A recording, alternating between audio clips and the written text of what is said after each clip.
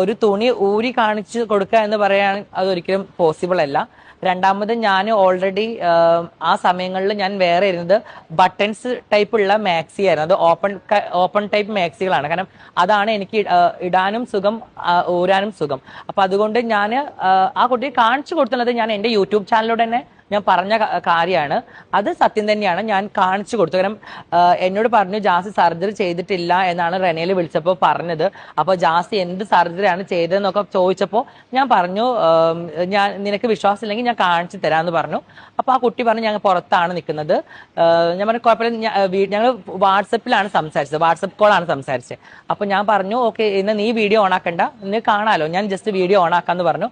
ഞാൻ video on ആക്കിയിട്ട് എൻ്റെ 2 ബട്ടൺസ് തുറന്നിട്ടാണ് ഞങ്ങൾ പൊന്തിയിട്ട് കാണിച്ചു കൊടുക്കാൻ. പിന്നെ കുറെ ആൾക്കാർ പറയുന്നത് ജാസി മറ്റ് പുറത്തൊക്കെ പോയ ട്രെയിനിലെ ആൾക്കാർ ഇങ്ങനെ പൊന്തിച്ച് കാണിച്ചു കൊടുക്കുന്ന പോലെ ജാസി പൊന്തിച്ച് കാണിച്ചു കൊടുത്തു, ജാസി താഴോട്ട് കാണിച്ചു കൊടുത്തു എന്നൊക്കെയാണ് കുറെ ആൾക്കാർ പറഞ്ഞു പരത്തിയത്. അപ്പൊ അത് തെറ്റിദ്ധാരണയാണ്.